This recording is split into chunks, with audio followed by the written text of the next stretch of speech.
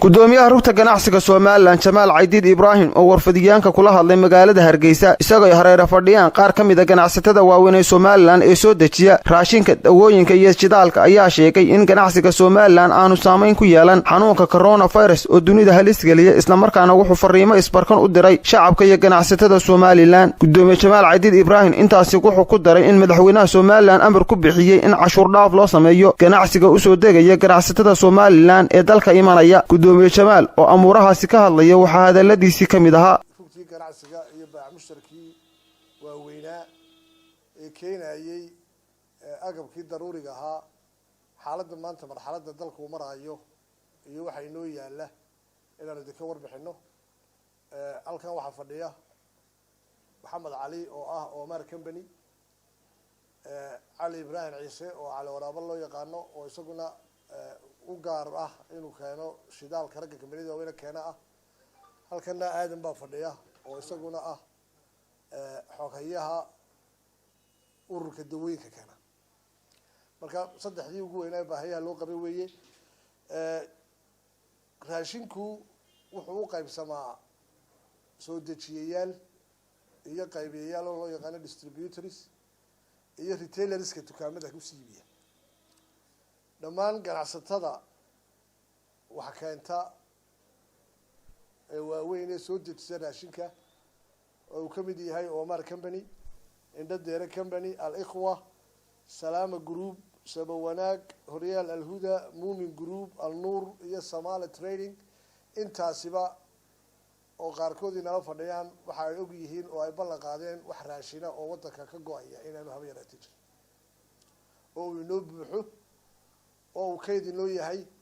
waxa kale oo ay og yihiin inuu inoo soo socdo oo aanu muxuu ahaa taa hore oo aan ka maran tii kale ku soo gaarsiin oo halka wax raashina oo dalka laga warwaraya inuu ka go'o aanu jirin. kaasi waa dhinaca raashinka. dhinaca dawooyinkina waa inoo buuxaan. wixii hore inoo oli jireen way inoo yaalaan. waxaan inagu soo kordhay ee la yiraahdo cudurka coronavirus khuseeya ee dawooyinka ah ee kamid yihiin nadiifiyayaasha gacmaha lagu nadiifiyo oo kamid yahay waxyaabaha afka lagu xidhay maaska loo yaqaan. intaasina way inoo taalaa. inta soo socota ee inoo imaneysana xukuumaddu madaxweynaha ka yahay Muuse Biixi wuxuu ballan qaaday in cashuur dhaaf dalka lagu soo geliyo. wixii hore inoo yaalayna aanay ka bixin dalka. taana way inoo taalaa. waxaa inoo raaca shidaalka. dhammaan haamihii shidaalku waa inoo buuxaan. markay inoo buuxsameen haamihii shidaalka ee xukuumaddu kuwii profit-ka ahaa ee u dahabshiin lahaana waa inoo buuxaan. maraakiibtii kalena waa soo socdaan. shidaalkaana wax warwari isaga kama jiro. waxaanu haddaba ka warramaynaa qodobka koowaad ee ah raashinka.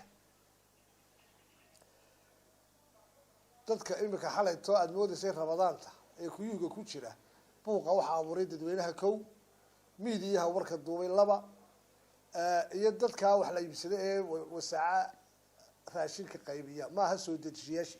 wax sixira oo ay soo dejiyayaasha kordhiyeen ma jiro. cidda wax kordhisay sida la sheegayo dadkii qaybiyaha ama dukaamadaha dawladdu iyada oo xil saaran sixir bararka in ay wax ka qabato. annaguna waa kala shaqeynaynaa. ciddii $1 iyo wax ka badan iyo wax ka yar toona ku kordhisa sixirkii wuxuu marayahay waa dambiilayaal weeye. waxaanu faraynaa inay ummadooda u turaan.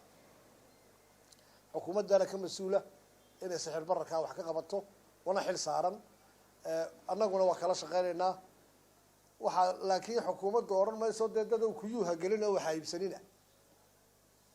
dadkii markaanu wareysanay oo aad tiraahdo adeer maxaa ku helay mid walba wuxuu koonaya raashinkii baa go'aya la.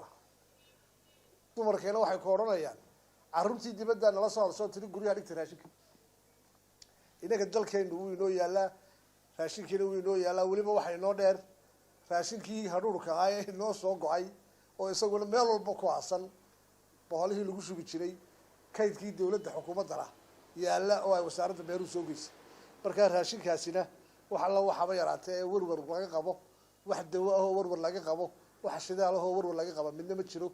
dadkana waxaanu faraynaa inay dadkooda u turaan ganacsatada ah nimanka ah distributorska iyo nimanka ah haddii rabbi xog maayo muxuu ahay macdaarleyda intaasaan idinku koobayaa.